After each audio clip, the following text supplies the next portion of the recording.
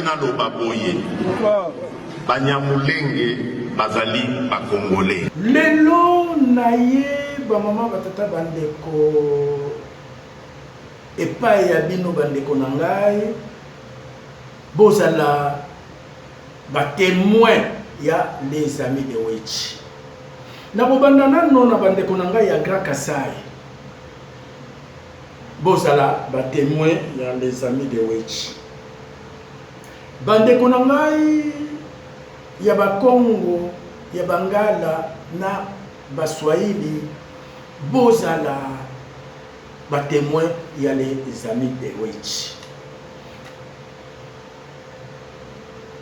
Na ba combattant, na ba nyonso bozala ba témoin ya les amis de Wechi.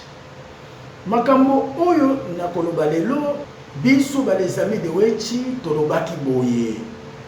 Tout d'abord, tolingaki ko réserver primaire ya makambo oyo biso ba les amis de Wechi tosala sur le plan international epai ya papa na biso Fati Beton na mama na biso mama Souminwa chef ya gouvernement. Le 6 février tokomelaki bango tozwaki ba réponse ya présidence oyo na ko publier ya présidence yangoyo ya mama Souminwa yangoyo na ko publier yango. Et comme d'habitude, on peut dire que va réserver biso suite favorable T. Et comme la situation est très grave, Nambo Kanabiso, yango to décidé tokoya na ba réseaux sociaux pour sensibiliser les peuples congolais. Je veux dire, quand on dit le Rwanda attaque le Congo, ça c'est de la communication congolaise. Point barre. Ça veut dire qu'on dénie au M23 le droit d'exister. Ça veut dire qu'on dénie aux Tutsis congolais le droit d'exister. Or, les Tutsis congolais, ça existe. Je veux dire, quand on a mis les barrières, les frontières en 1885 avec la Convention de Berlin, on n'a pas regardé où étaient les ethnies et ainsi de suite. Donc évidemment, s'il y a des Tutsis un petit peu à droite, il y en a forcément à gauche, ce qu'on a toujours refusé de reconnaître au Congo. Donc les Tutsis sont véritablement victimes de violences terribles. Il y en a à peu près 80 000 qui sont toujours dans des camps au Rwanda depuis plus de 30 ans aujourd'hui, et il y en a plus de 200 000 qui sont en Ouganda et au Kenya. Ça, c'est une réalité. Donc quand le M23 dit, enfin quand les Tutsis congolais disent « nous, on a des droits et on veut vivre chez nous », ça me paraît relativement légitime. Quand la Belgique sanctionne le M23 en disant « intégrité des frontières », mais intégrité des frontières, ça veut dire quoi? Ça veut dire que vous êtes attaqué par des ennemis extérieurs. Mais ici, ce sont... Or, le M23 reste congolais, même s'il est financé par le Rwanda. Le M23 est congolais. Que maintenant Kigali ait envie de se débarrasser de ces camps de réfugiés qui sont sur son territoire depuis un certain temps et que ça l'arrange bien de aussi semer le trouble dans l'Est, c'est une évidence. Mais dire que le M23 n'est que un suppôt du Rwanda, ça c'est faux, c'est de la communication qui était très très bien menée par Kinshasa. Si on regarde au fil des ans, depuis l'installation de M. Tshisekedi au pouvoir, on a cette petite musique qui intervient tout le temps, c'est-à-dire M23 égale Tutsi, Tutsi égale Rwanda. C'est faux. Notre pays, c'est 450 tribus. Ce n'est pas que avec les Tutsis congolais qu'il y a des problèmes. Il y a des problèmes même, on l'a vu récemment, pour les Kassaïens, les Louba du Kasaï au Katanga. Ce n'est pas pour ça que l'Angola, qui a aussi des populations loubaphones, se lève un matin pour dire « ça y est, moi je vais au Katanga pour défendre les Louba du Kasaï qui sont menacés, les Teke et les Yaka ont des problèmes ici, le Congo-Brazza qui en compte, ainsi que le Gabon, ne se réveille pas pour dire voilà, on va défendre les Teke à Kwamut, etc. Donc, c'est totalement farfelu comme histoire. Nous sommes un pays souverain, nous sommes capables de défendre nos propres concitoyens et nous sommes en mesure de les sécuriser.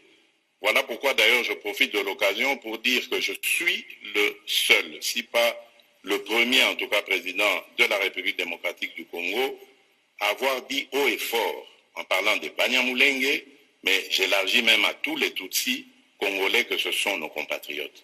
Il y a des Banyamulenge qui sont morts pour cette République et sous le drapeau.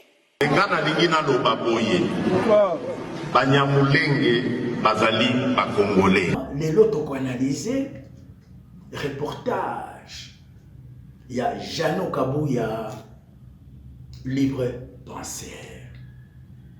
Bato ebele baboye bisa Jeannot Kabouya, papa wechi, azui reportage na yo tala ndenge ya lobby.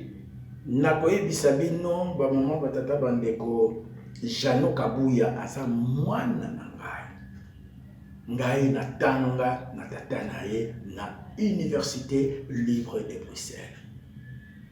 C'est pourquoi nazui reportage ya Jeannot Kabouya mwana na ngai pe nakoyebisa ye reportage na yo eza kitoko sur le plan national. Mais sur le plan international, et sur les catés. Hubert Leclerc. Tozala qui nae na équipe nationale des journalistes belges. Botala ba image oyo Jano Hubert Yewana. Hubert Yewana. Awa tozala 2007, Hubert Yewana. Et puis, bomoni mwana ya Forest azokita. Et après, pour moni Cyprien Wechi, Jano, makambo oyo, Hubert alobi, mutu ayebisaki biso lelo na koloba, pona mboka na ngai, na koloba. Mutu ayebisaki biso mwana ya Louis Michel, Charles Michel, président ya Conseil européen. Lokola biso ba les amis de Wechi tolobaka na ba image awa ndenge bozomona toza na bureau ya Paul Kagame. Tokoti na bureau ya Paul Kagame, biso ba les amis de Wechi, tozalaki na délégation. À l'époque, en 2007, il était ministre de la coopération au développement. Nege bozomona na la période wana, Musiki Wabo, asa ministre des Affaires étrangères, ayebisi biso ke Kagame azoya. Kagame wana.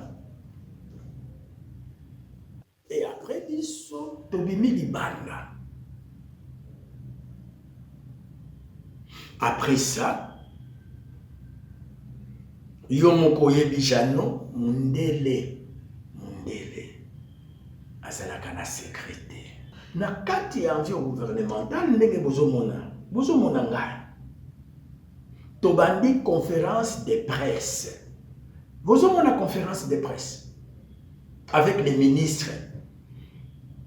Et là, le ministre nous dit tout.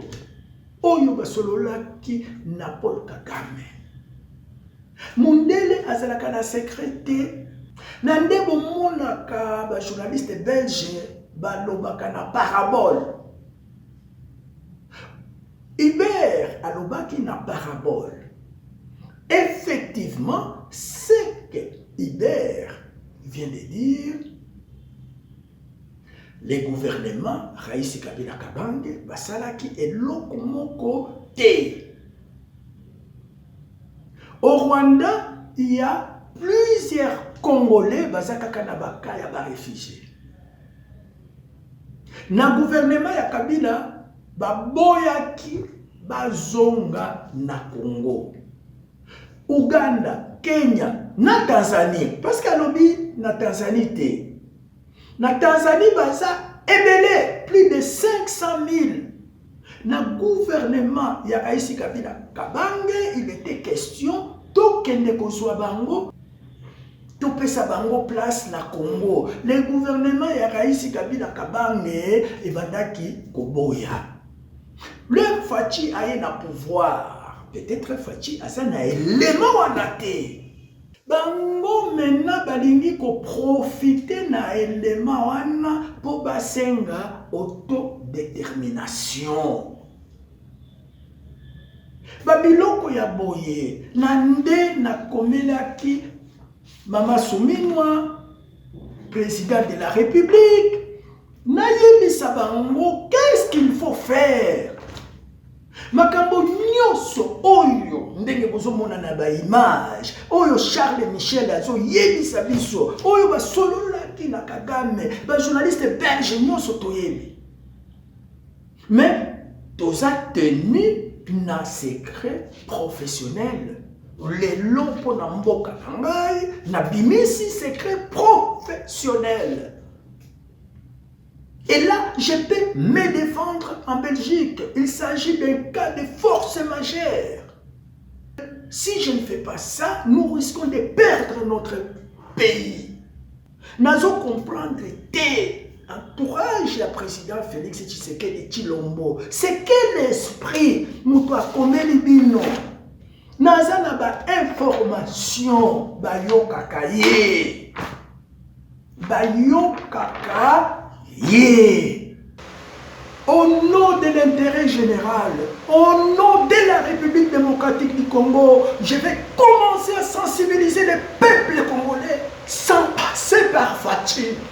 Ce qui est le Congo et qui est vous à la faute, il y a Mama Souminwa parce que yo ndekoza Premier ministre Nabiso, Yonde osa chef du gouvernement, Yonde il faut organiser sensibilisation ya peuple congolais.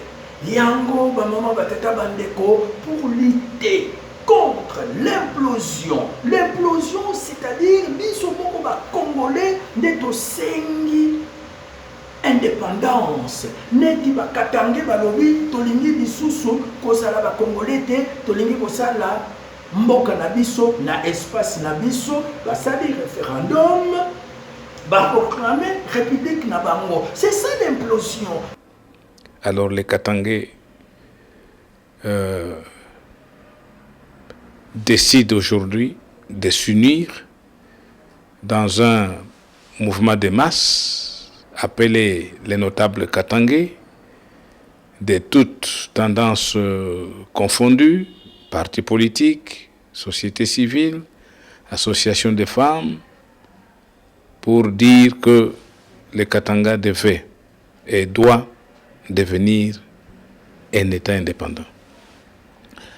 Mais pour y arriver, les notables se sont adressés au secrétaire général de l'ONU pour lui demander d'organiser un référendum d'autodétermination. La balkanisation est outil d'Ibanda. Implosion et biso moko ba congolais de tosengi indépendance. Neti ba Congo ba lobi tolingi kozala lisusu ba congolais te. Tosali mboka na biso ya ba Congo. Drapeau ezali drapeau ya État futur État indépendant ya Congo central. Donc on toujours réclamé indépendance et puis toza drapeau na biso déjà ya État na biso yango. Donc l'État du Congo central drapeau nango yango. Donc olobi que non ezali drapeau Israël non. Ezali drapeau Israël te. Tu vas voir que les couleurs ezali drapeau Israël dans la couleur rouge. Je parle pas de couleurs, je parle de l'étoile là. Étoile oyo ezali kaka signe, je peux vous dire ezali spirituel. Donc pour dire que les Bakongo et les Juifs bazali na ba lien de sang. Bakongo on a ba juif, oui, surtout qu'on a profondeur, donc c'est plus la politique, tu comptes peut-être dans la spiritualité, c'est pour te dire que les Bakongo, les juifs ont un lien de sang. Et puis étoile, oh, ça vient de l'Égypte, hein? Donc ce qu'on dit que les Israéliens qui colonisé dans l'Égypte, et puis nous, les Bakongo, nous venons de l'Égypte, donc.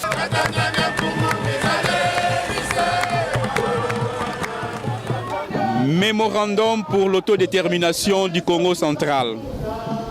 Au secrétaire général des Nations Unies, aux membres permanents et non permanents des Nations Unies, au président de la Commission européenne.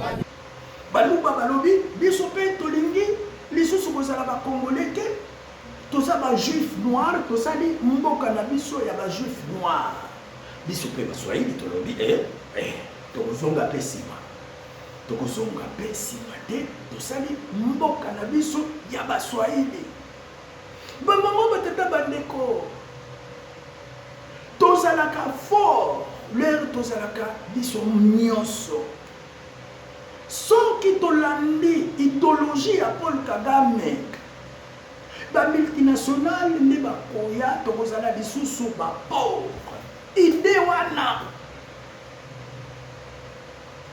wana bolanda yango te et encore un Paul Kagame qui nous impose l'implosion ya mboka na biso mboka ya bakoko na biso bamama batata bandeko bondima te bolanda Cyprien Wechi nakobanda kolakisa bino makambo oyo les amis de Wechi tosala sur le plan international